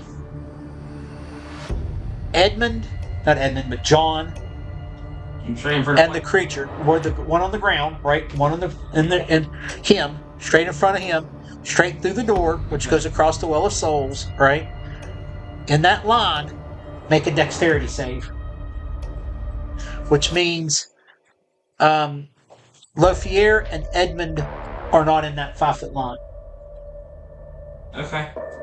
Roll a dexterity save. Tell me what you get. Me and Fang, let's do this. D20.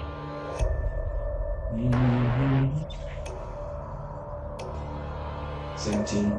16. You both took half damage. Good. You took half the damage. And so does the creature. As a lightning bolt, the acrid smell of electricity, followed by a short, thunderous snap of thunder, erupts past you. Okay, listen, I'm the thunder person here, you're not the thunder person. 8, 14, 17, Back up. 21, 24, 29. So each one of you take 14 points of damage as electricity fries you. Yeah. As the you run over and kill that guy. I might want to kill him real quick because I'm at 25. Alright, now it is Fang, your turn. I'm gonna smack him with my. Hit him with my great. You're going to hit him with your great axe. Roll it. Roll twice, take your lower number. Roll twice, take your lower number. Wait, I'm gonna mulligan that on you because that was an ability save. And you're supposed to take disadvantage being poisoned. But we'll play it in your favor. That way you don't take the full damage. We're both 9. You're both 9. You missed the first one. All right. Did you add your stuff? No. 9 plus 9 is 18. That hits. So roll. Keep one hit in mind. Okay. Now roll again. What'd you get? 9. Roll again. Hey, 17. All right. So it's you take the 9. So you hit twice anyway. Roll damage twice for your great axe. You go.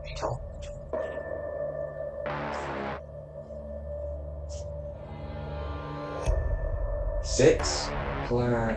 Adding 6 plus your strength. 11. 11 plus the 1 from the great axe. 12. Plus the 2 from your rage. 14 total points of damage on your first one. Good. All right.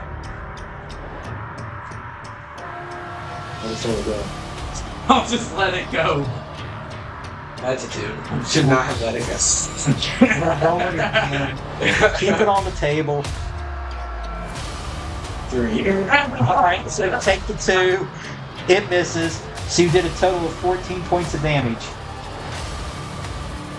No, you hit twice. So wait a second. Yeah, that'd be his strike one. Is that'd be his damage roll. So that'd be 3. 3, 8. So 3 10, plus 11. 9. 3 plus 5 is 8 plus 1 is 9 plus 2 is 11. So that's a total of 23 points. The creature in front of you looks to be near death.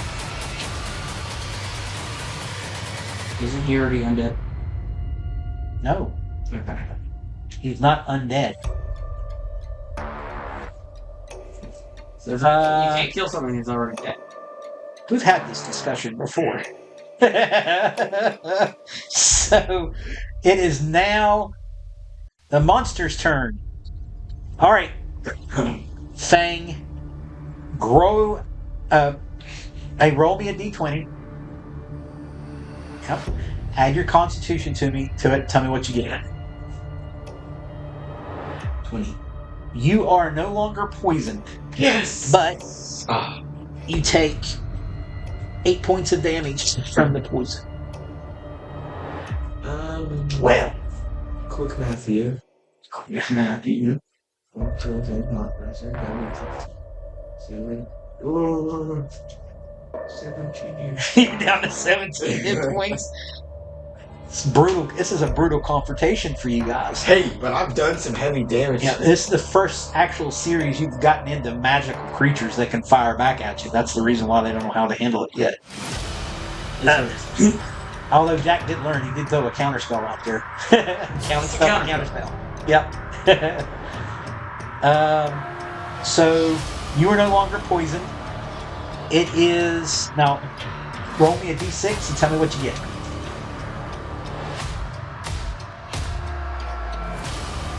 He didn't even move. A 1. He attacks Edmund. Oh, hey, let's go. He hits once on Edmund.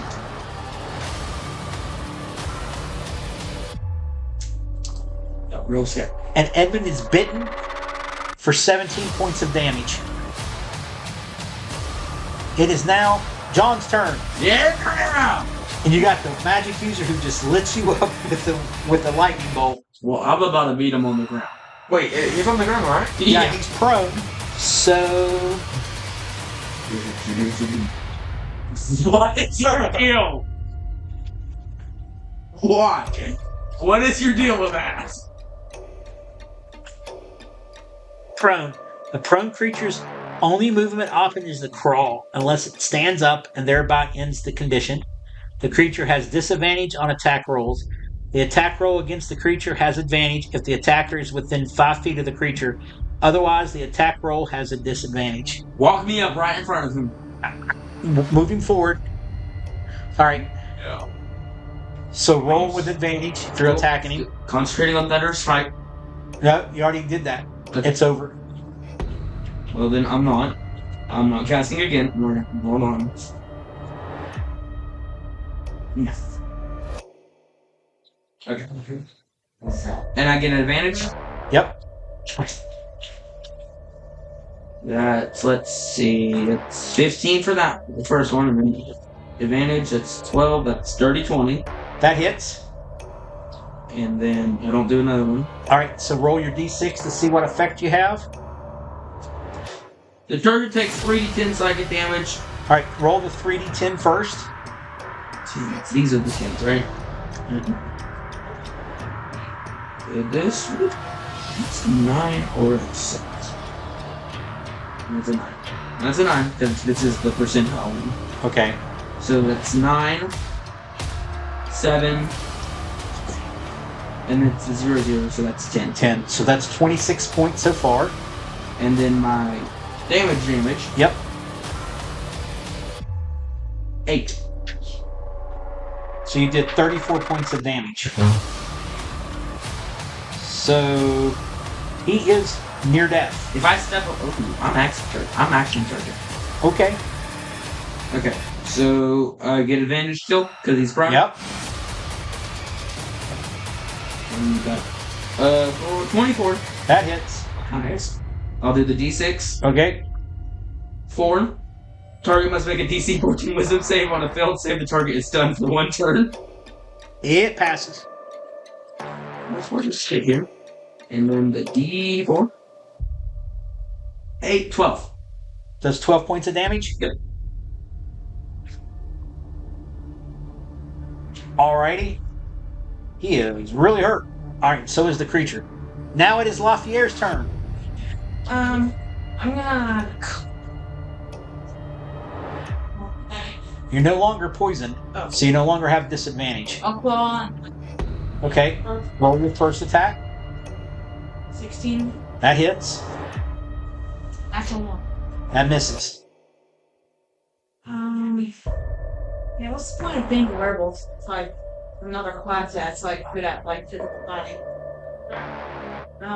Well, SWAT, and I guess. You get all kinds of different advantages. Like non-magical weapons, the damage is reduced by half. You have advantage on perception checks that involve hearing and smell.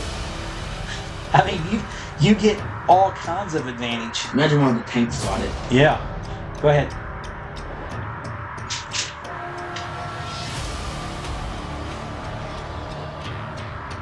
If I have my damage to attack. I mean, not Strength. Your strength. 7. 7 total. He is really hurt. I mean, he is like hanging on by a toenail. He's barely standing. All right. Just like bite his leg or something like a little dog you are.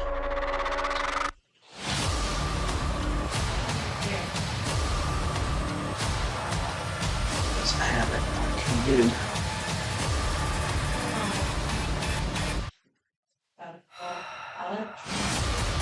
What's he gonna do? What's he doing? And so What's your AC? Mine? 19. He hits. A ray that is freezing cold strikes you and does 11 points of damage.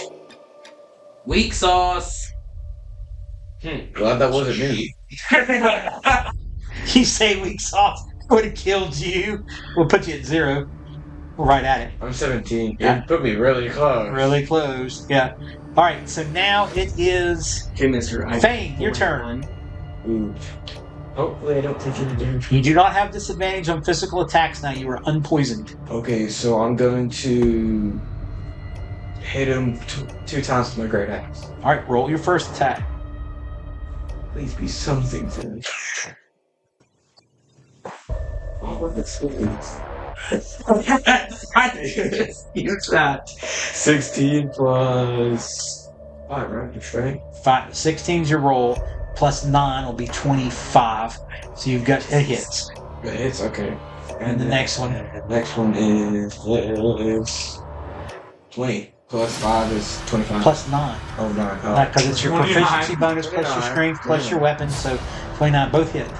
Roll your damage. What's your strength Wait, that modifier? was a 20, so that's a natural, right? Was it a natural 20? Yeah, it's enough. What's your strength bonus? 5. 5. Yeah, he's dead. Yes! The creature in front of you dissolves. You see the winged talon creature just dissolve as though it turns into dust as it falls into the black goo that slides back into the well of souls in front of you. The only one left is in front of John. So he's still off the ground.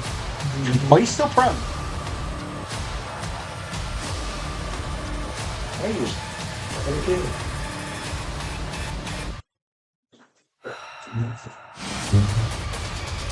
All right, so it is John's turn. Hold on. Short intermission. Yeah. Okay. All right, so John, what are you doing? I'm swinging the flail. You're swinging the flail.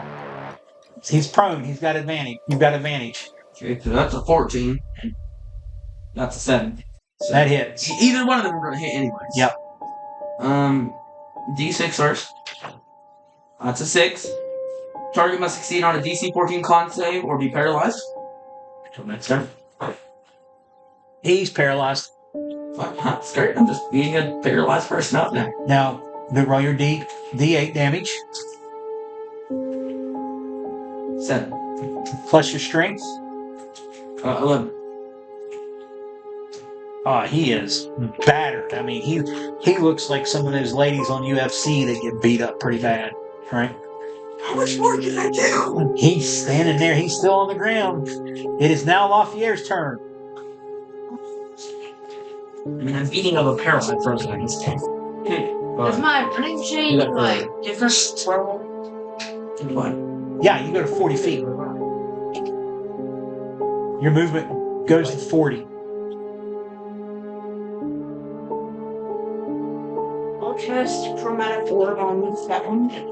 Whoa. You're casting Chromatic Orb on the one on the ground? Yeah, that one. All right, where are you located? You're not near him. You got disadvantage. He's prone. You have to be within 5 feet or he gets disadvantage. Laying down on the ground makes your target smaller.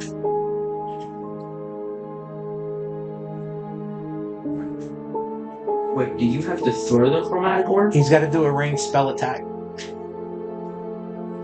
He's only hit with it like twice every time he's tried it. He's tried it every single time, too. Does this mean I'm in the area? No, Okay. you're not going to hit by it. Okay, I got you.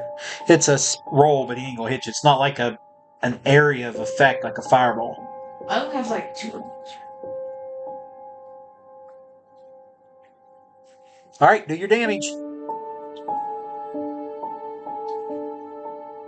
I still have my modifier. Modifier, yep. 12. Did that hit?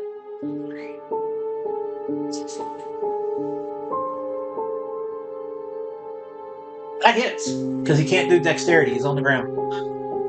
3.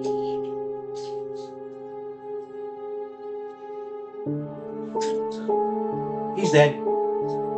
He only had 2 hit points left. Alright, guys, cut the cameras, cut the cameras, cut the cameras. Hold on. Cut the cameras. Looks like I use the right mouse to cut the camera. Alright, so after our dinner break, we return to the scene of the fight. Lofier, I'm gonna transform back. you're transforming back. What are you doing, John? You're watching your buddy transform from a werewolf that you didn't even know he could transform into.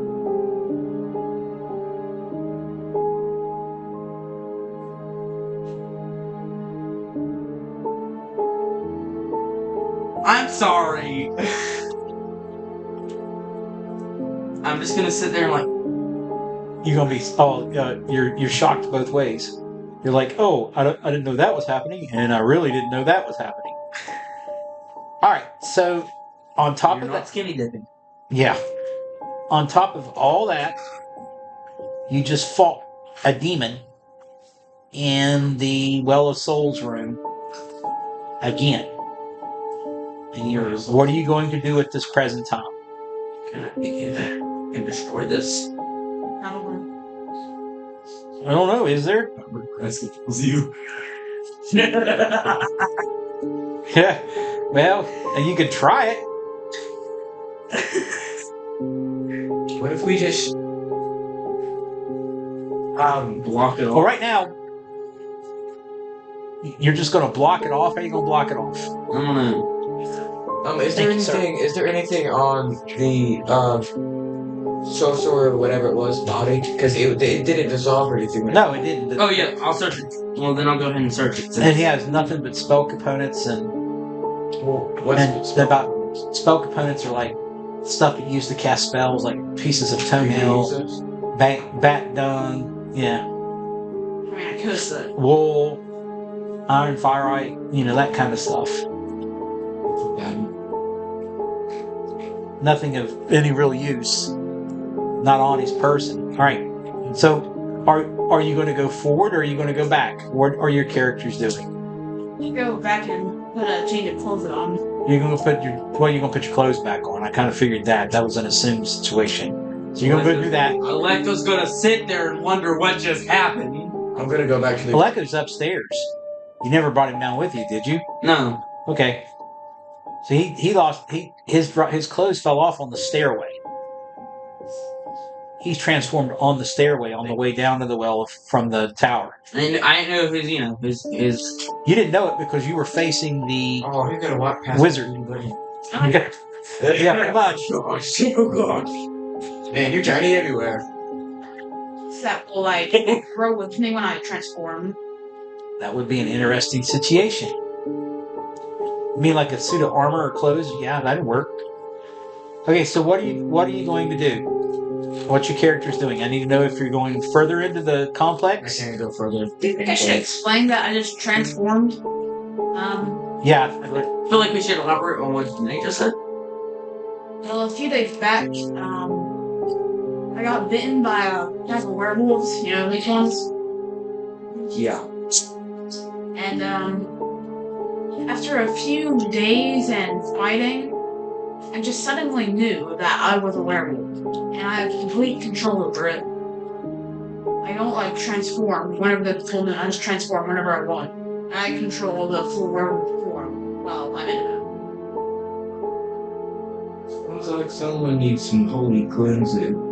Why? You so, Why would I need that? shape-shifting different animals. A different animal. It's not even an animal. These are different animals, plural. That's more than one animal. Well, you guys are yapping. Yeah, those are about two different animals. So that's my fault. animals are. I think I'm gonna go back to the Great Hall and take a good nap. You go back that and leave the conversation. So you go join Aleko. So they're still down in the Well of Souls. Project the bird people that beginning of D&D movie. That guy's an animal. He's a humanoid that has an animal-like appearance. That doesn't make him an animal. True.